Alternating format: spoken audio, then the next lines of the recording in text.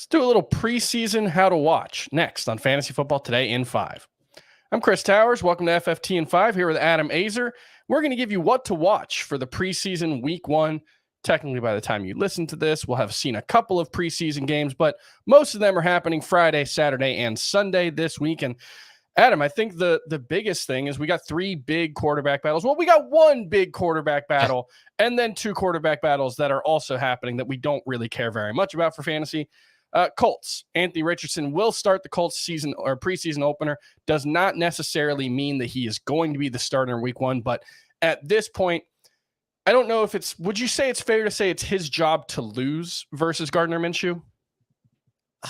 I'm not sure if I would say that. I would say it's his job to win because they both do really well. They're going to want to go with Richardson. I'm not sure I'd say if it's his job to lose, but this definitely matters. This is a huge deal.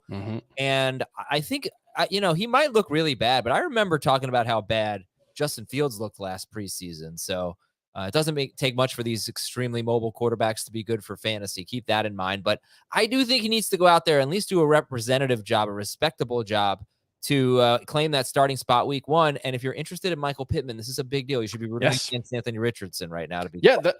It's not just Pittman. I mean, this whole offense, the way this offense looks is likely to be dramatically different depending on whether it's Richardson versus Gardner Minshew. I think it'll be a run-first offense either way, especially once Jonathan Taylor, assuming he gets healthy and reports to camp and is part of the team.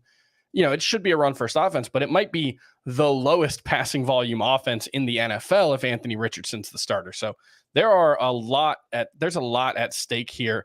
Buccaneers and Cardinals also have QB battles going on. It does sound like Kyle Trask is actually really pushing Baker Mayfield.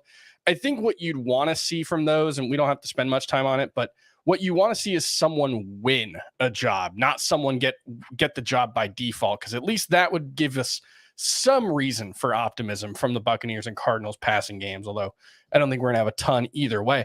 Let's move on to some big running back situations. And you and I, we talked about before the show about which situations we want to talk about, and we both had the Bears and Eagles. I would say right now the Eagles are probably the higher priority just because DeAndre Swift's going way ahead of anybody else in either of these 2 backfields. Bears running backs, I think, are all outside of the top 100 in ADP. Eagles running backs outside of DeAndre Swift are. Swift is like 50 or 60 in ADP. That's a huge gap between him and everyone else. And it doesn't really sound like he's the starter right now. There's been a lot of reports about the Eagles running backs over the past couple of days, suggesting that perhaps Kenneth Gainwell is the RB1 there. There was a big report from Elliot Shores Parks about how Gainwell leads the team in RB touches with the first team. Rashad Penny's been mostly working with the second and third team. So that's definitely one to watch. And then the Bears, it's just, we don't really have any idea how to handicap this one right now. So what do you want to see from these teams here? Okay, so there's also an article from Seamus Clancy of the Philly Voice that Dave sent me actually about how Kenny Gainwell, as he calls him, is basically doing what we thought Rashad Penny would be doing. He's the number 1 running back, and DeAndre Swift, by the way, is already a little hurt. He's an injury that he's dealing with, but so Gainwell has to be a huge rankings riser. We at least have to consider the possibility. I'm a little skeptical, but we at least have to consider that. So want to see some clarity there, although I think Swift is probably going to miss some time, so I don't know how much in the preseason anyway. I don't know how much clarity we're going to get.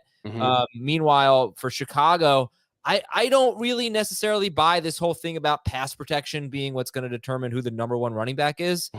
I think pass protection is going to determine who the third down running back is, but why would you make that the highest priority on first and second down? I understand there are benefits to it, but you got to have the best running back. So I want to see what the split is. I want to see everything. I want to see how involved Roschon Johnson is.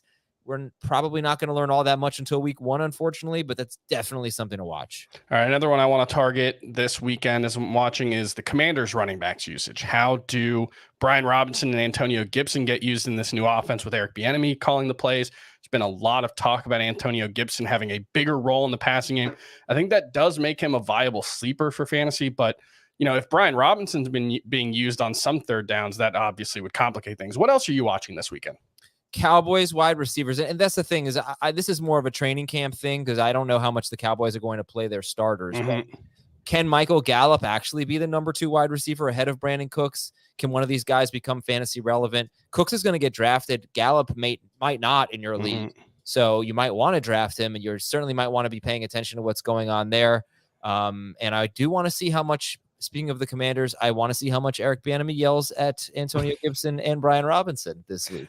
Sounds like he's been doing a lot of yelling in camp. That's going to do it for FFT in 5. We'll be back next week to recap what you need to know from preseason week 1. We'll see you then.